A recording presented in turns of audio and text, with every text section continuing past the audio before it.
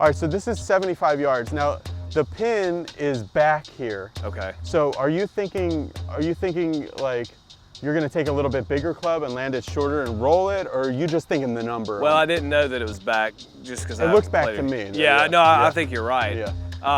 The thing I was thinking about was the tree limb. If you come in low, will it hit the tree? No. No. I don't. No. That tree's not in the way at all. Sure. The front one. If you come in low, no, I don't think so. Okay. All right, well, I've got 58, Yeah. so this ought to be about a 3/4 58 for Okay. me. It usually goes about 90. So I'm gonna hit a little 3/4 lob wedge.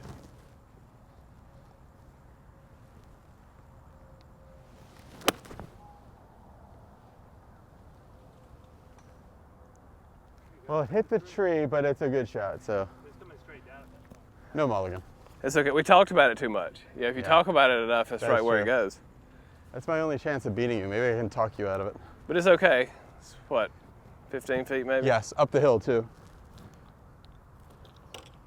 Okay, so here, Tim, just this new idea I'm working with. I'm a short. Yeah, so just like I did that last chip. I've been taking monster divots with my wedges. Yeah, and that's because the left arm. That's because the left arm gets out and works across it. So let me try to keep the same amount of loft at the top as far as this instead of this. Yeah, so when you take it to the top, feel like your right palm's looking at Joe. You know what I'm saying? Gotcha. And that'll keep you from having so much loft. Oh my God. That's fine, but it's just such a huge divot. Right. 20 now, footer. the launch came down. Oh, so, yeah. So it launched lower, so that's better face. Mission accomplished. That but way. then you still shifted it out. Because your brain's confused. It doesn't know. Like that was a completely Uno new. mas. So let me try to So that was a completely new club face. Yeah. So your brain was like, huh? So it's. And I can just go straight to the ball. I don't have to. Yeah, just try to keep your palm facing me, Yep. and then just sweep it off the turf. There you go. Oh yeah, that's a lot more shallow. A lot better divot. And better action on the green. Yeah. So now you have better contact and better launch. And that's the first two pieces of being a really good wedge player. All right. That's why you get the big bucks. I have some players that really like for me to be there for tournament rounds to really kind of see it live. Yeah. And then I have some players that, come work Tuesday, Wednesday, or Monday, Tuesday. Tim, you worked with Kevin Kisner on the tour, right? Yeah, we worked for about 3 years together. So the time that you worked with him, it was really the time that he went from people having never heard of him to like almost basically like if you're a golf fan, a household name. Yeah, like the year he had all the runner-ups, where he lost in playoff at against Ricky and Sergio. We were working together during that. We were working together this week, Greenbrier. Last year they didn't play. The year before, he was in a playoff there. Yeah. He was in a playoff at Hilton Head with Furyk, and he finished runner-up and all those. But then he won. We were working together when he won at St. Simon in McGladrey. Well, it was RSM. So for him, like that's a guy who's super famous for his ball striking. Like, what were you guys working on short game wise? We worked a lot on the bunker. Bunker shots? Bunker shots, and then with putting, it was more about just making sure he didn't change. He had a very neutral setup, really good stroke, very good with distance control. So it was a lot of maintenance, just maintaining what he had. Okay, so he came to you with pretty good putting ability? Yeah, I wish I could take more credit for that. And then pitching and chipping wise, the thing that might be a Tim Yelverton calling card kind of is that he is very straight back and straight through. It's not a lot of rounded things. No, yeah. And it's almost like some people say it almost looks a little closed, his stance with the pitching. Yeah, probably so. Yeah. I mean, you don't like a lot of like open. I like the knees to stay pretty square at the target line. Okay. I don't mind if the feet flare a little bit or open up.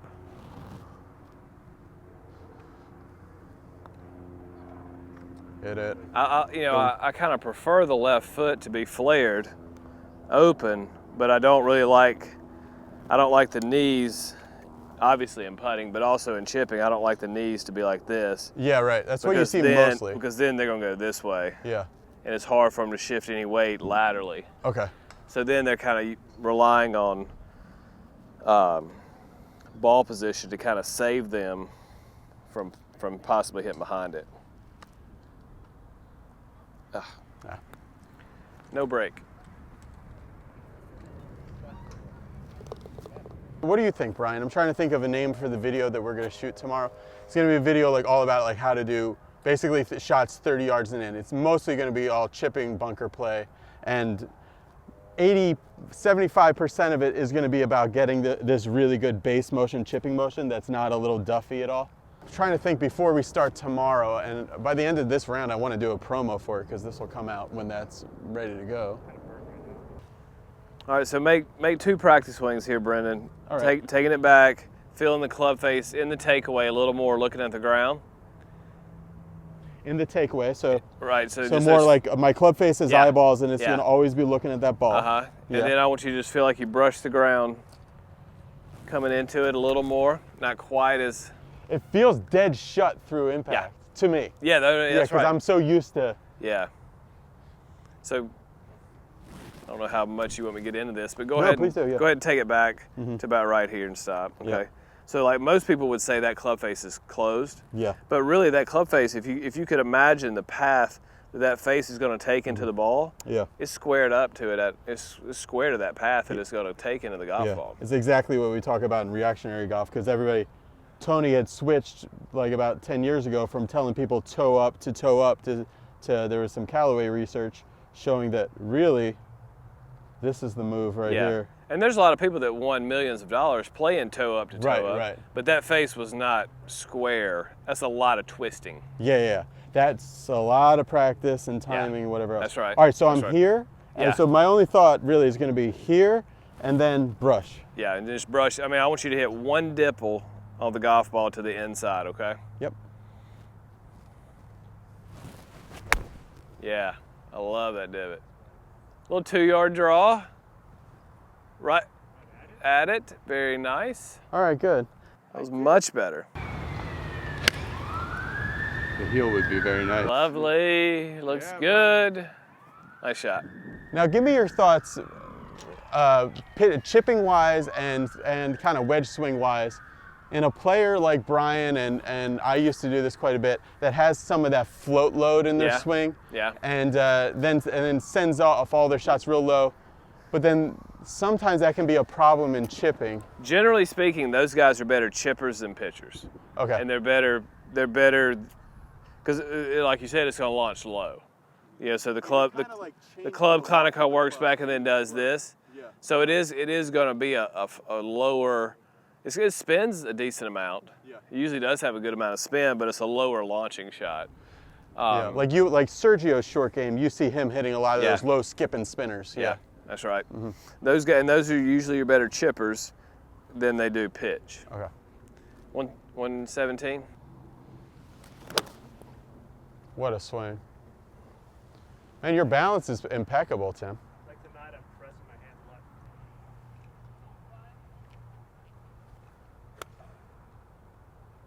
What a swing, Joe. Good. Yeah, Brendan from Be Better Golf.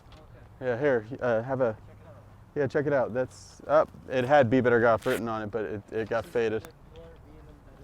No, just B as in BE, as in like I want to be better at golf.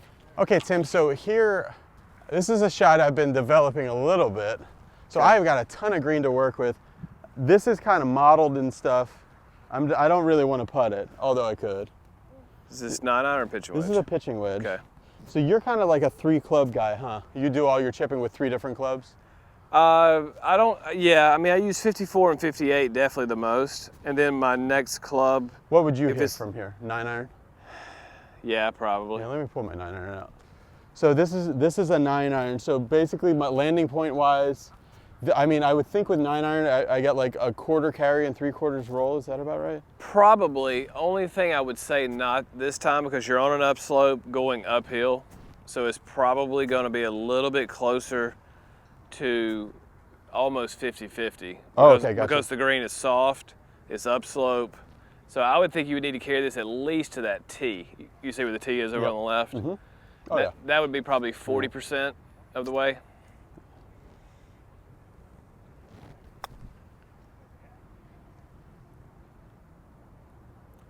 Okay, cool. Okay, I carried it a little past the tee, and Yeah. the ball went a little past the Yeah, tee. and everybody has a slightly different ratio, and that's where you just want to put somebody on a flat surface, flat green, and let them figure out, okay, if it flies 10, how far will it roll? Yeah, what I'll do is I'll either take string or a coin or some type of target, put it 10 yards, and say, okay, let's hit, you know, however many shots, at least 5 or 10.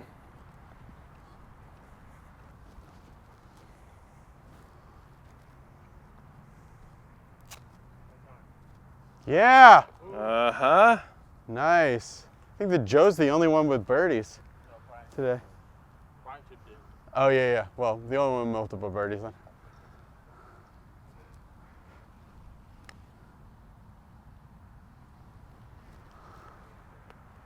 Good putt. Thanks. Yeah, they do. Yeah, considering they get about 300 rounds a day. I was gonna say a lot of feet. Lots of feet.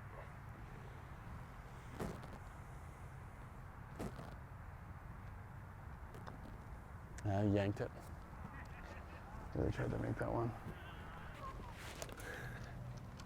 All right, 106. Go from there where they were shooting it. Go from like right here. Right here. Gotcha.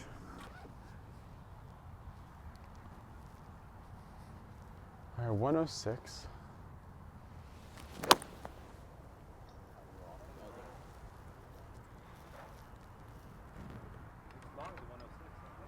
Now, did you hit your 105 club hard there?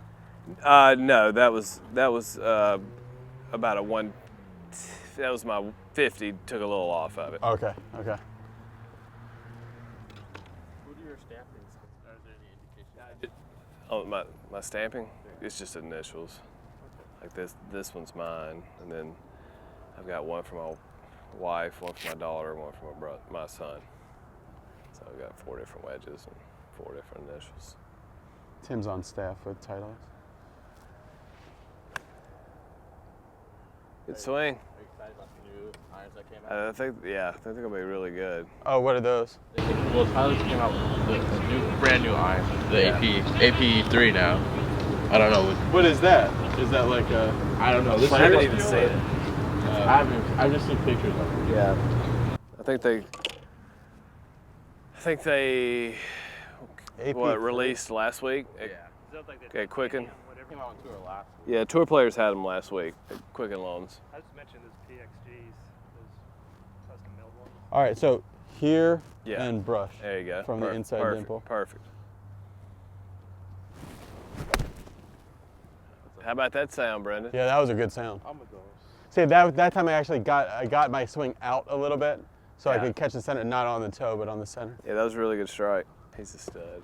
Tony's gonna be like, so I heard Tim was talking to you about shots beyond 30 yards. What's up with that? No, he's not gonna care. Look good? At least I'm not telling you the opposite of what he's saying, right? No. At least I'm not saying open the face more. That was when I talked to you in Mississippi, one of the reasons that I wanted to bring Tim out. Yeah, a lot of what you were saying backswing wise was really jiving with what I had just learned from Tony. Kind of on the same page. Yeah, a lot of it. I mean, it seems very straightforward. Kind of like Tony, with short game stuff, Tony always talks a lot about extension and flexion of the right wrist. Yes. As far as, I don't have my right wrist, but if this was the right, this Right, to right. this. Mm-hmm. And really that little kind of slight hammering motion is really all you need to do. Is that my yellow ball up there? Oh, that's tight. Oh, that was That was you. really close to a hole-in-one there. That would have been fun to get. Last week at the Be Better Golf School, my brother got a hole-in-one, 167 yards. Nice. Oh, that was good. Had some good stoppage to Yeah, that it. was a great shot. So here's one a foot off the green. Definitely gonna putt this. Going Okay. back to what you were asking me earlier. Oh yeah, for sure. You're gonna kind of hover that because that's kind of yeah. I'm moving it back just a fraction, just barely. from where I normally would have it. And make a normal stroke. And I'm gonna have the face just barely hovered.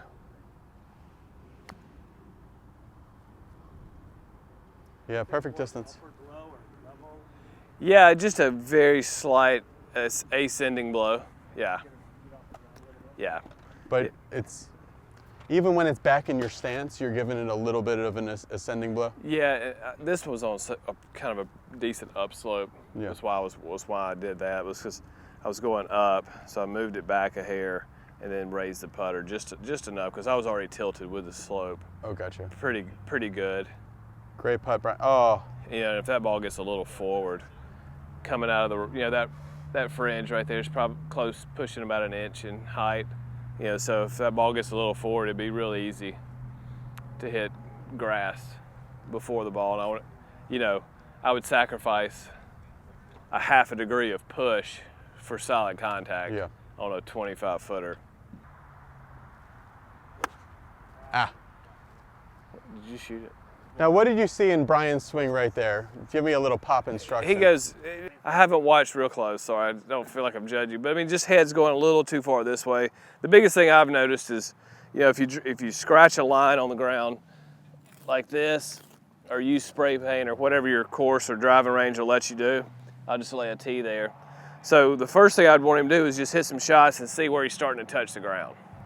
Where the divots start. Yeah. Yeah, because I mean, anytime you start seeing divots an inch or two out in front of the golf ball, then you're going to start losing contact. Yeah. With like a high handicapper, we're usually talking about divots way behind. On this side. Brian's a single-digit handicapper. Yeah, and he's going this way a little far. It's good. It's good in the sense that when you do this, you deliver less loft, so the ball comes out lower, flatter, which is good for wedges. It's just you don't want to get so far forward that you miss the line where you're trying to hit the ground. So does Brian need to feel more K in his backswing, do you think? Yeah, I mean, just let him, just kind of like just stand here, like this and let him hit some shots. And just don't, yeah. Just get some tactile feedback. Yeah, or turn and face your shadow. Sit here and watch your shadow and go. Like that. Keep centered on it. Yeah. So it's not so much about tipping backwards, it's more about just not going left. Staying centered. Yeah. All right, so here, just because I'm in the mood, I'm gonna hit this 9-iron, which is a 144 club. But I'm gonna choke about that much and I'm gonna take it to my armpit. Okay.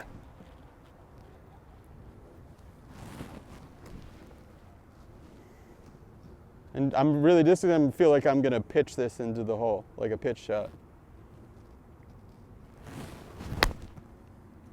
That was pretty good. I just really good. I mean, I got this moving just a little bit out of sequence as far as my first move down was top down. I mean, okay, yeah, you're being tough on yourself, but I mean, really good launch, really good contact. Yeah, height-wise, what I wanted. Yeah. And I'm always going to go in the order of contact, then launch, then distance, then direction.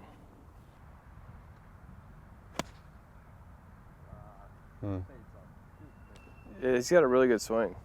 126. This is a pitching wedge, Tim? Yeah, this is pitching wedge.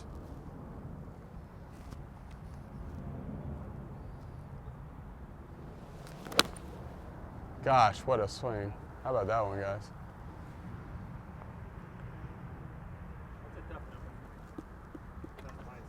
Tim, just wedge-wise, fitting-wise, is your pitching wedge actually like a wedge? You know how some guys actually, their pitching wedge will be part of the iron set? Yeah. If you look at my 9, so the 9 I'm in the AP2, and then I go to the pitching wedge with the 46. And so a 46 with this Vokey won't go as far as an AP2 at 46. Because it's softer. It's got better grooves. So it's and the grooves are so they call it, at Titleist, they call it groove integrity. Yeah. So it's got more groove integrity, so it's basically just spins more. Okay, gotcha. So it slows the ball down, so I don't go quite as far. Yeah. It's a lot better out of the rough. Oh, so it's a little bit more versatile for you to use the... Better out of the rough, better, in my opinion, I like it better around the greens, because it comes off a little slower. But you don't really use that club for pitching and chipping, do you? Because I've heard you use 9-iron mostly for the running shots. Yeah, if I'm really like that shot you had a hole or two ago. That wouldn't be a pitching wedge. That would be more, yeah. And is that because the grooves are so sharp? That now yes. Now let's say you had been in 1 or maybe 2-inch rough. That would have been a great time to use the pitching wedge. Gotcha. Yeah. Because I wouldn't want the cavity back coming out of the thick rough, So. Why is that? Well, just because the sole's different, the bounce is different, and then the grooves are not going to spin as much. Okay. So it's already going to lose some spin just because of the grass, and then you use a club that has less sharp grooves anyway, So it's really going to try to knuckle. My yellow ball ended up dead center. Yeah, that's me. I don't know how that happened. I think the air's just getting a little heavy. The ball's not going quite as far. Yeah, but I had yanked that left pretty far, and it somehow is over here. Oh, no, that's why I was saying you were being too hard on yourself. Yeah.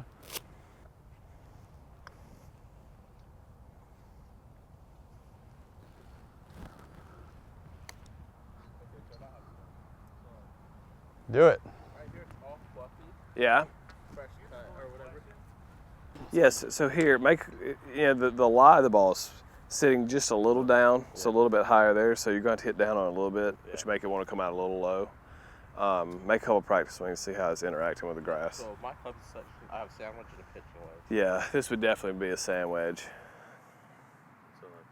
Yeah, so here you might want a little more weight on your left side, a little bit more wrist cock, just to kind of get the club moving up.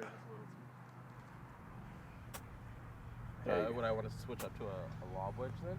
I think sand wedge, you're still only going to fly it about halfway. Okay. Maybe a little bit lower finish, maybe a little more kind of like that. Yeah, there you go. Yeah, just a little lower finish than normal.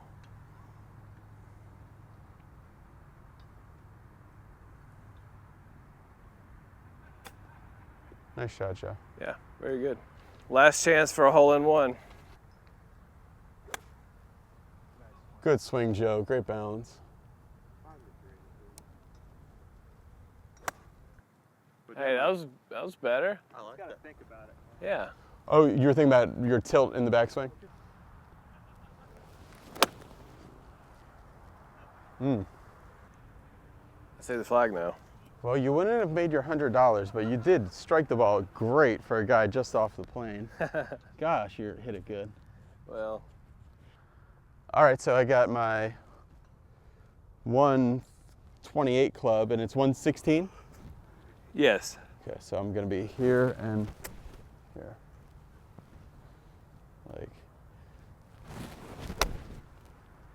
Oh, that was really close. I love my impact, though. That was great. So if you want to keep it as simple as path and face, Yeah. that was very good path. Yeah. Just the old faced. That was the Yeah. old open Yeah, face. for some reason, that time I actually was thinking, keep it here, but then hold the face. Yeah. Because for some reason, probably because the last one went a little left. Because my normal pattern is to be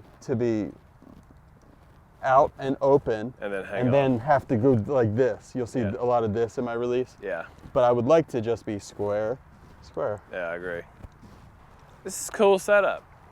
Yeah, this is nice. Perfect for, like, my son, my 5-year-old and my 1-year-old. This will be their spot for the next probably 10 years once they get it. And your Xander's house, now 5. you live how far from here?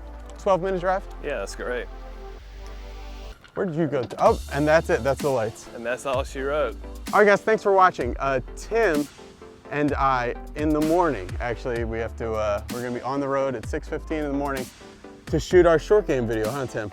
I'm looking forward to it. We're really looking forward to it. A very big percentage of our short game video is going to be all about what Tim calls base motion, right, Yeah, Tim? yeah. Building a base motion, getting contact, stable, consistent, predictable, really knowing how that ball is going to take off.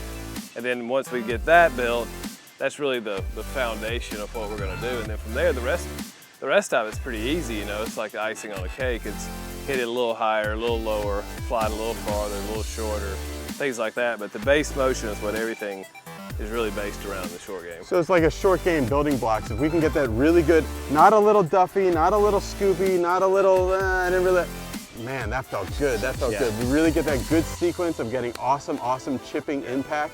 We just build everything else on top of that, and it's going to be really cool. Now this sounds like an obvious question, but you've had students that have come to you that are like really bad contact and then can get it and have really flushed some awesome no doubt. I mean, contact. Yeah, a lot of it's perception, or sometimes people just have the wrong perception of what they need to do. So you wouldn't believe how many players believe if they swing more down on it, the ball will go higher. Yeah. So it's just a lot of things like that that people have just the wrong perception of how to hit certain shots, and then once they kind of understand, a lot of it's just that's where they get the aha moment. It's pretty easy. It's kind of a 1, 2, 3 format. It's not rocket science by any means. Right. You can do it. You can have a good short game. All right, this building block thing, there'll be a link for it in the description below as soon as it's published. See you later. Top was contact. That's what I'm talking about with base motion. You guys saw that video up here on this page. Then we're going down, and then similarly are loft and speed. Here we're talking about loft.